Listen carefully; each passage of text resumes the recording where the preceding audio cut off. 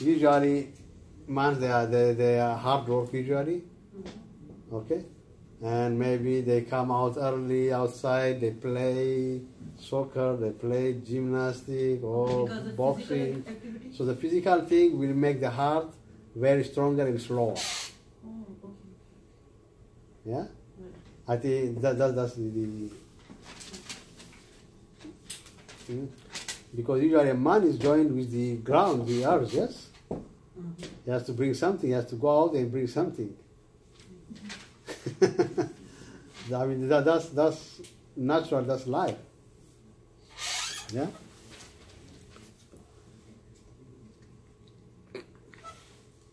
Okay.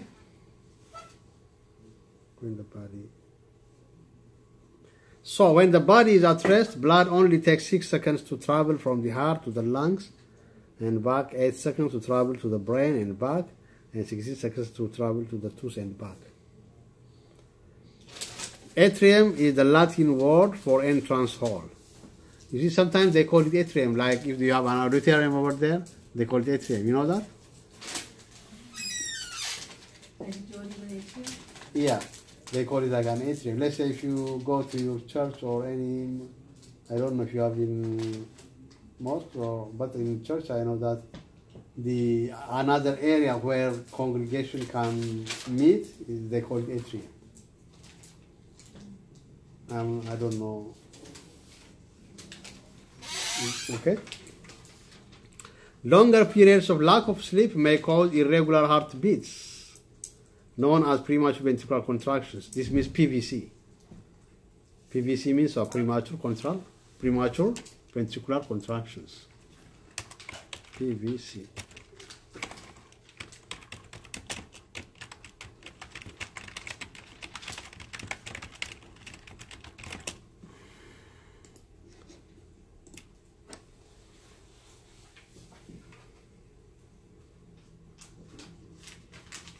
Heavy snoring may have negative effects on the heart.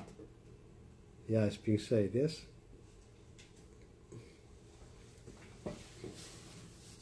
As cocaine affects the heart's electrical activities, it can lead to severe medical conditions such as heart attack and or stroke.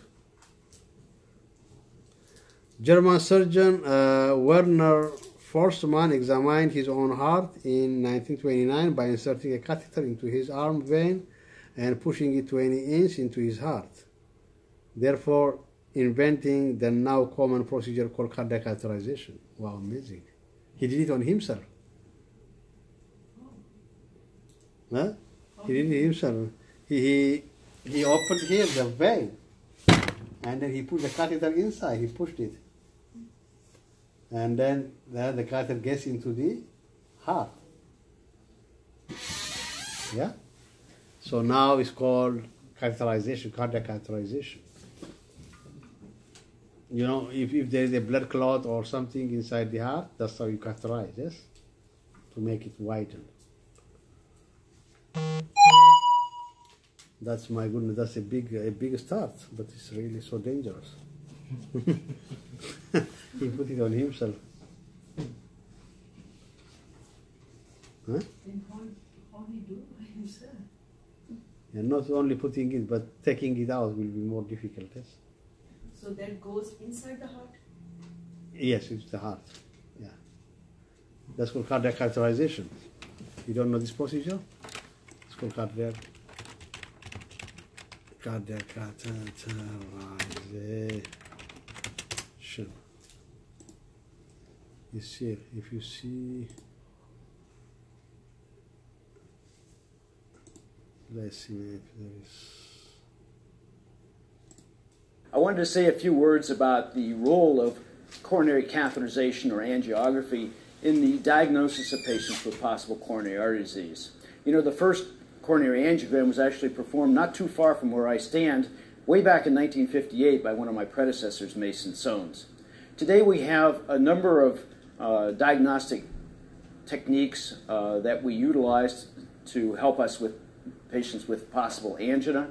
The history and physical, of course, are quite important. Stress testing is often utilized if there's a question about the nature of the symptoms, but stress testing is only accurate about 80% of the time. We have CT angiography, which is also helpful but tends to overestimate the severity of coronary disease. And heart catheterization itself remains kind of the gold standard for diagnosis. So if a patient has clear-cut symptoms, we often dispense with stress testing and it goes straight to the cath lab to make the diagnosis. And then if the stress test is either ambiguous or abnormal, that also is the time that we refer patients to coronary angiography. At the time of angiography, we take pictures of the heart arteries from various projections. We can reconstruct these three-dimensionally and find out how bad the blockages are, or in fact, if there are any blockages whatsoever. Oftentimes, this leads to medical therapy alone, but if we find blockages that are needy of stenting or coronary intervention, this can often be performed at the same time. And of course, if the blockages are severe and numerous, then often open heart surgery is the best approach. But the cardiac catheterization is still the place where the diagnosis of coronary artery disease is firmed up or, for that matter, refuted.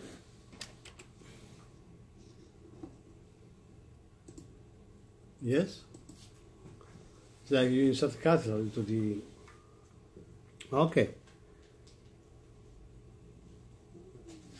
Erasistratus of Chios first discovered that the heart functions as a pump. René Laennec invented the stethoscope in 1816.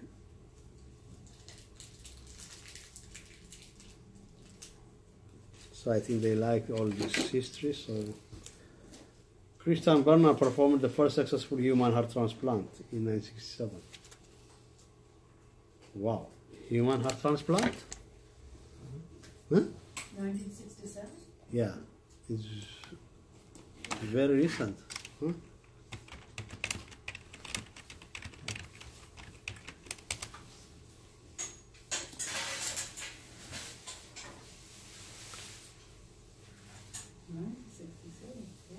Hmm? My goodness, it's really so. You give your best every day. No matter what the day brings, just check these supplies out. Find it at Staples. You should have the best. Click here to shop now. Cortesville Hospital is home to a museum dedicated to the world's first heart transplant. It happened in this room under the steady hand of Dr. Christian Barnard, who died in 2001. The surgery has barely changed in 50 years.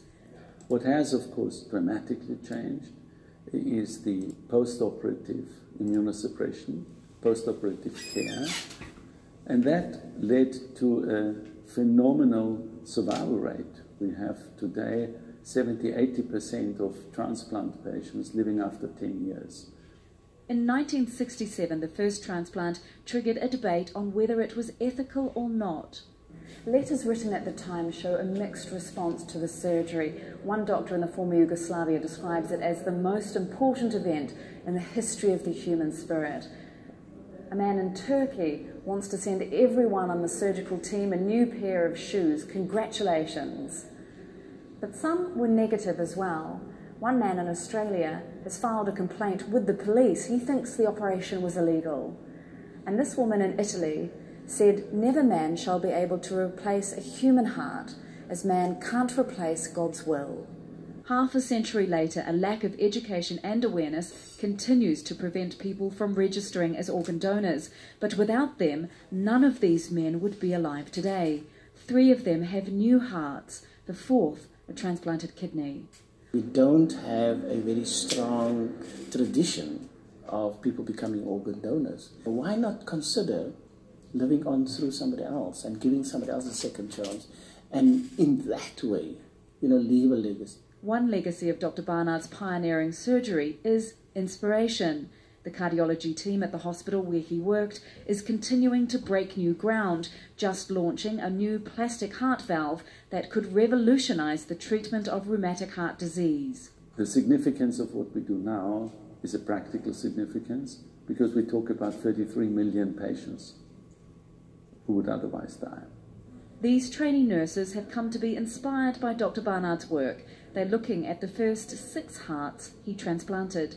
Some see the vital organ as the centre of our emotions, others as a pump. but it's only understood as well as it is because of Dr. Barnard and his team. Tania Page, Al Jazeera, Cape Town. It's a good summary, huh?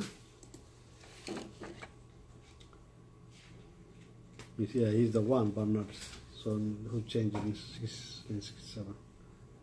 William Einthoven, now that is our man, yes? Our EKG. He invented the first electrocardiography. Look, the EKG was 600 pounds. It was so big. Look our EKG now. It's very small. Yeah. I hope there is also EKG, very small EKGs, like in your cell phone size maybe. Yeah? So that is the other thing. So we discussed on the anatomy of the heart earlier. Heart valve, we discussed that. Heart blood vessels, we discussed that. So let's go to the heart node, or the electrical impulses of the heart. Okay, that means how that the heart produces an impulse, and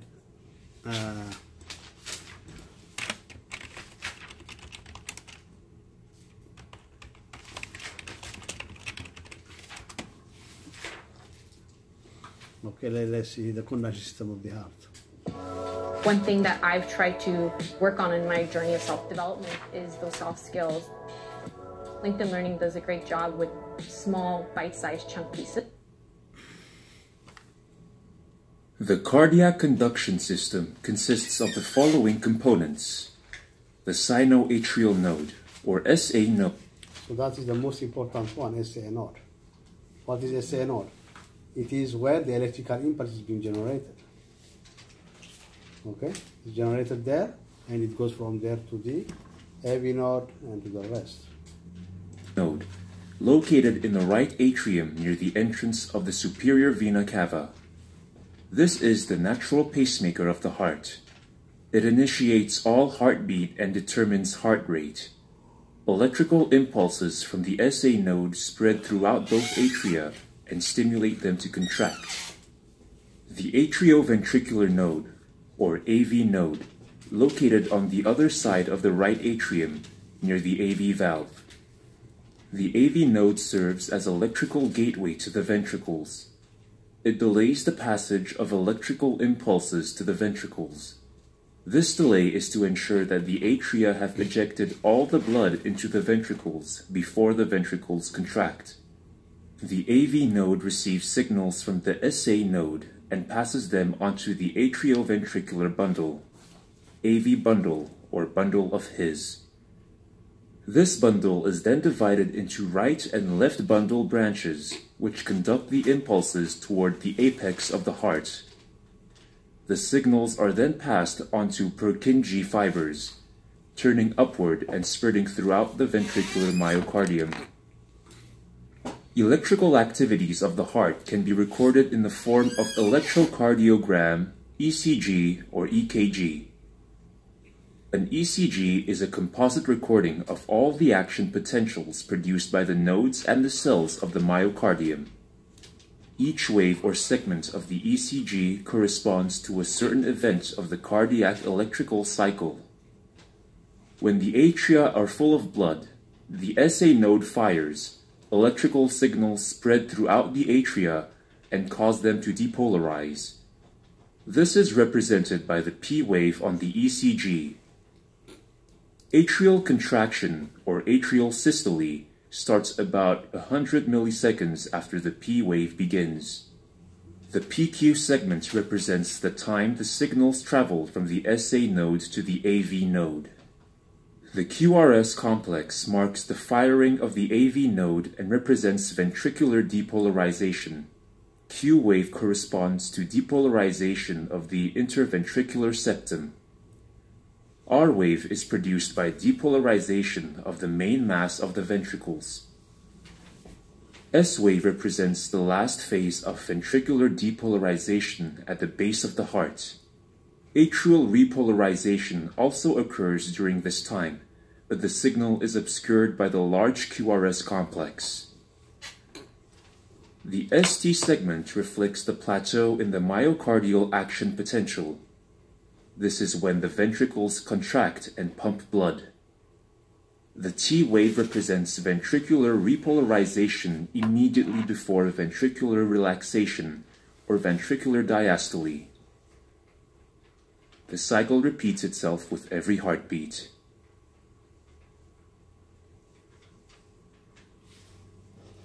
Okay, that's what we need to know. What I do will be, I will give you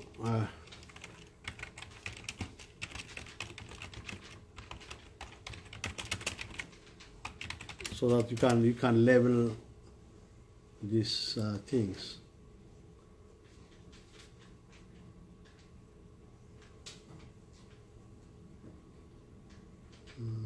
Okay.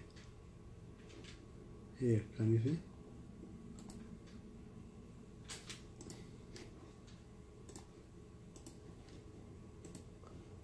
Okay.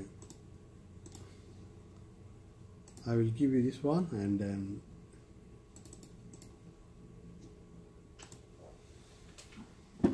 we try to level this, okay?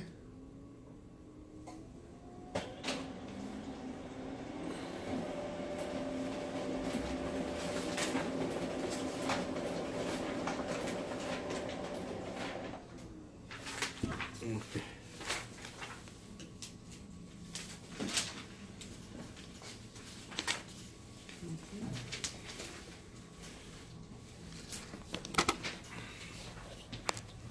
We'll level this one.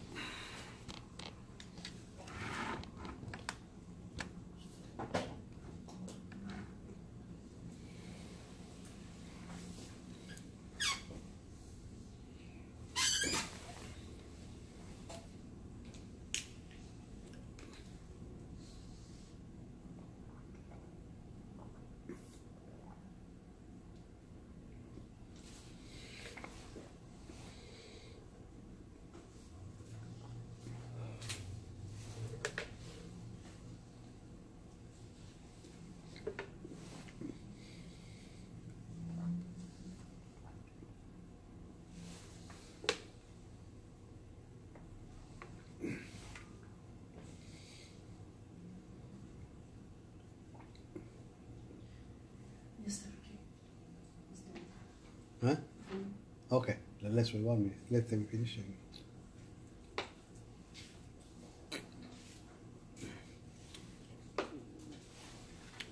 So what does C represent? C, this one. What's this? SA node, okay.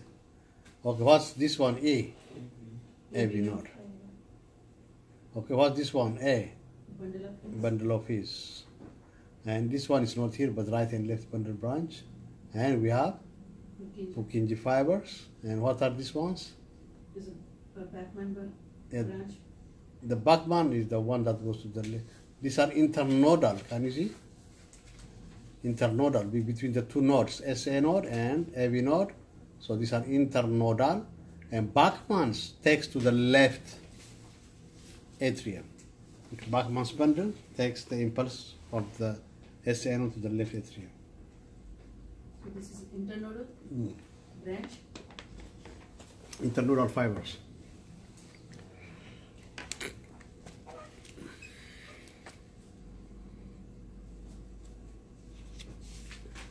So that's what we need to know. And B, we will write down the B as a Purkinje fiber, or we will write down the right and left bundle branch. Which one? B. B is it looks more for Purkinje because bundle branches are more here. Yeah. It's a right and left bundle branch.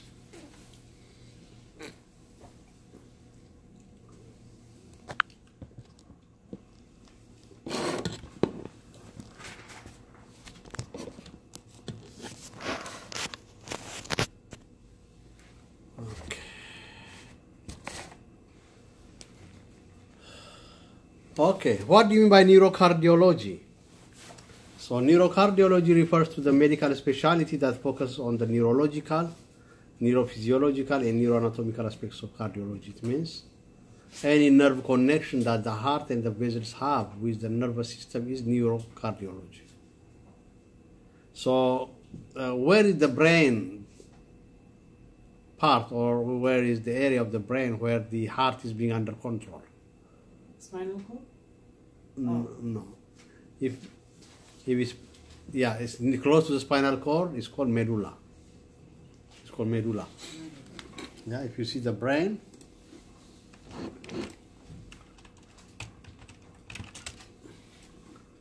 if you see the brain here,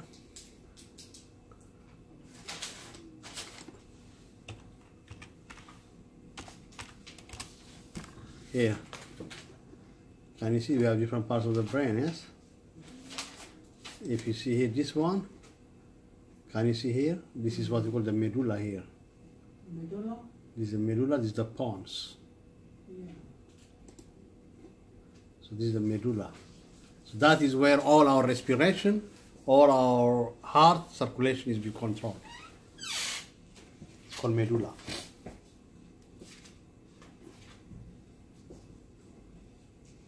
Heart and also respiration. Respiration, yes.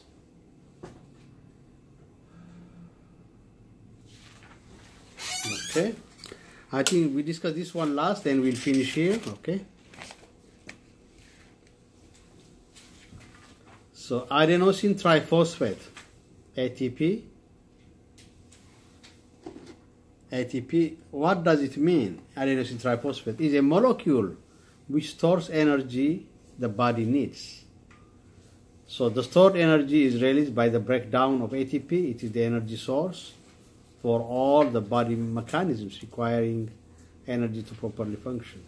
And ATP is needed for muscular reflex, for the heart to beat, contract, and for other bodily functions.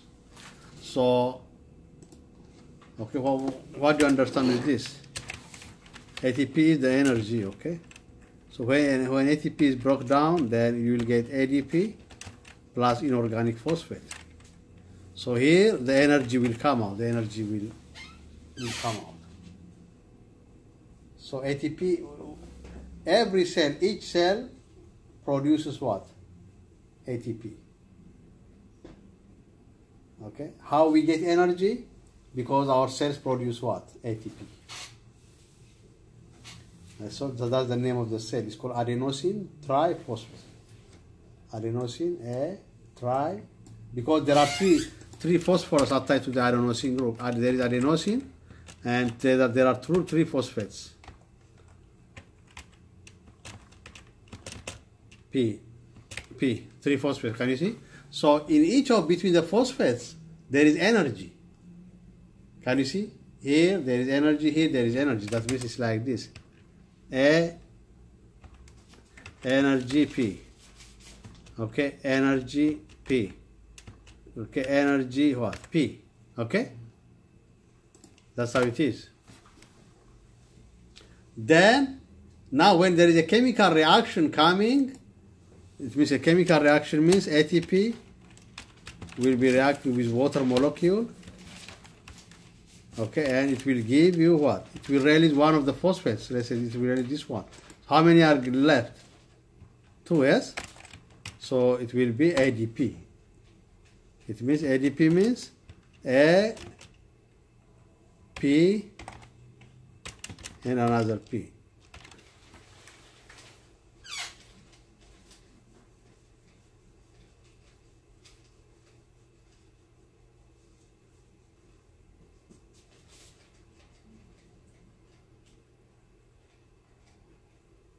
And with that, it emits the energy, the amount of energy that we use, that the cell needs.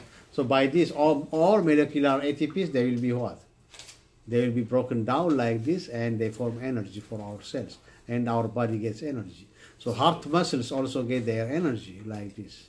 So ATP is adenosine triphosphate. Triphosphate, yes. And ADP is Adenosine di. Yeah, because and then two. it become mono. Then monophosphate, yes. And then it's done. Yes.